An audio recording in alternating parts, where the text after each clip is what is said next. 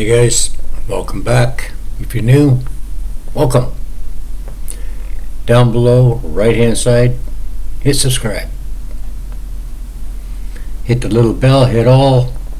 You won't miss any of my videos when I bring them out. Let's get into this.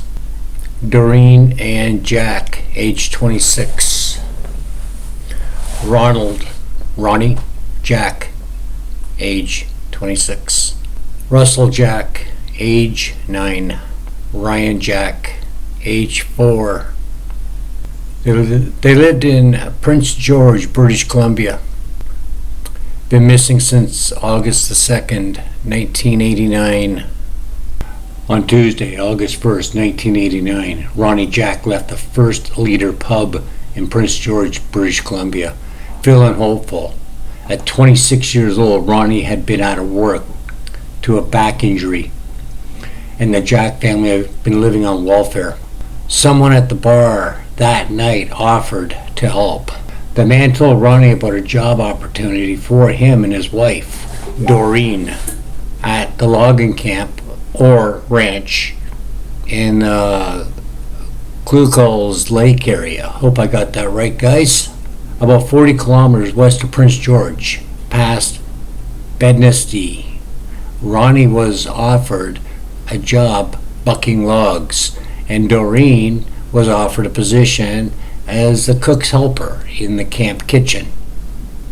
The man told Ron the camp even had a daycare for the couple's 2 sons, Russell, who was 9, and Ryan, who was only 4. The Jacks didn't have a car, so the man offered to drive them to the job that night. You know, guys, Ronald Jack was previously working at a sawmill. He had hurt his back and was unemployed. At the time of the family's disappearance, he had been living on welfare. Hard life. At 11:16 p.m., Ronnie called his brother and told him about the camp job. 2 hours later, he called his parents in Burns Lake, BC.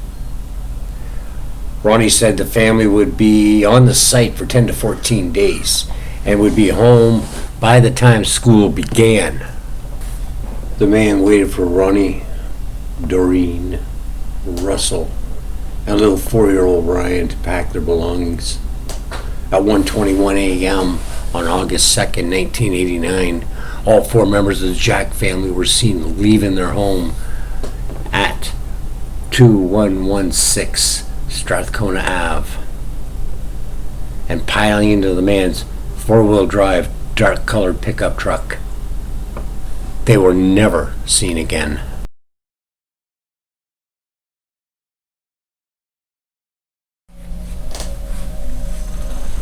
Okay, the investigation.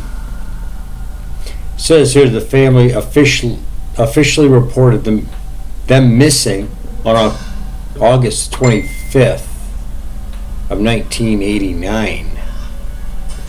Well, let's see. They leave on the 2nd. They call their mom they call their parents, and he called his brother on the 2nd of August. Why would somebody wait so long? 10 to 14 days, so we're taking the 14 days, all right? And that would only be the 16th. Why wait so long to report a family member or members missing? See what I'm saying there, guys? So the disappearance is the first of its kind in Canadian history. Okay. Nearly 7 years later, the most significant tip about the Jack family's disappearance came early on a Sunday morning in January. On January 28, 1996, at 8:33 a.m., a man from Stony Brook, BC, called Vanderhoof Police with a brief message. The Jack family are buried in the south end of the ranch. It was over in 10 seconds. The caller hung up before the dispatch could ask any questions. Investigators published several appeals in the local newspaper, asking the people to call again and plan to release the recording of the caller's voice if they didn't.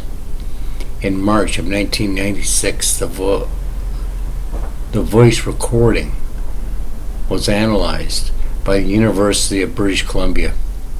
Although police were eventually able to trace the call to a house in Vanderhoof, British Columbia, where a house party had taken place during the time frame of the call. It's unclear if the caller was ever identified. If it was the first tip, sorry guys, it was the first tip of its kind in the family's disappearance. Since the investigation began, the RCMP have conducted hundreds of interviews, obtained thousands of documents related to the case, and have searched several properties in the search of Ronald, Doreen, Russell, and poor little Ryan. The most recent search for the Jack family took place in 2019 at the property south of Vanderhoof on that First Nations reserve. Ground penetrating radar and heavy equipment were used. No trace of the Jack family has ever been found.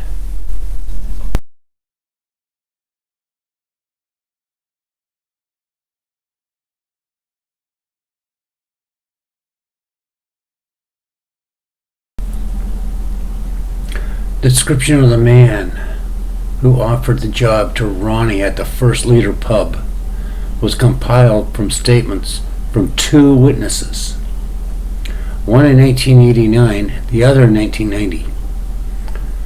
The man is a prime suspect in the family's disappearance.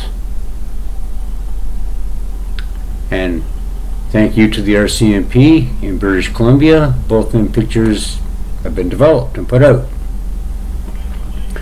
He was described as a Caucasian, 6 feet to 6 feet 6 inches tall, with reddish brown hair and short, full beard and mustache. His hair went to the bottom of his ears and was parted on one side. In 1989, he was 35 to 40 years old and approximately 275 pounds. He was wearing a baseball cap, a red checkered work shirt, faded blue jeans, a waist-length blue nylon jacket, and work boots with leather fringes on the toes. Over 30 years have passed. The Jack family's fate and identity of the man from the First Leader pub remains unknown. The disappearance of loved ones is devastating.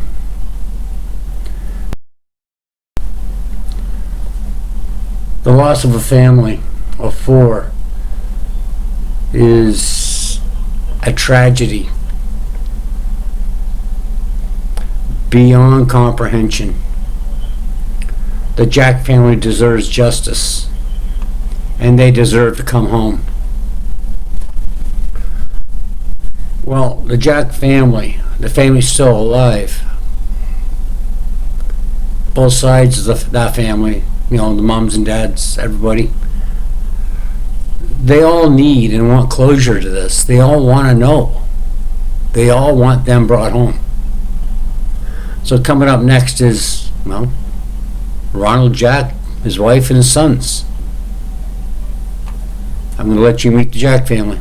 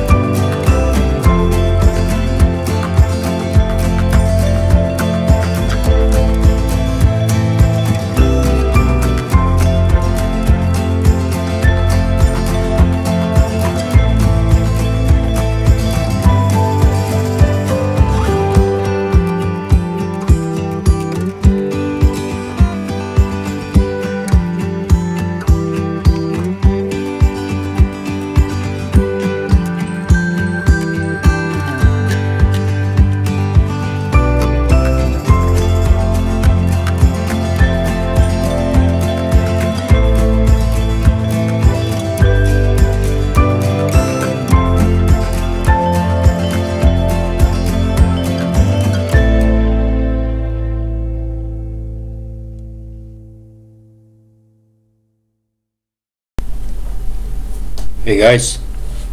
Okay, there you go. Two young boys, mom and dad, Ronald, Doreen, and two boys. Okay, somebody out there knows something. Somebody out there knows this guy. Let's track this scumbag down. Let's find him, put him where he belongs. Get him off the street. Let's find that young family and let's get them home so they can have a proper burial. So the family can have closure. We should at least give them that much. Anyways, I'm out of here, guys. Later. Don't forget, subscribe, share, make comment. Bye.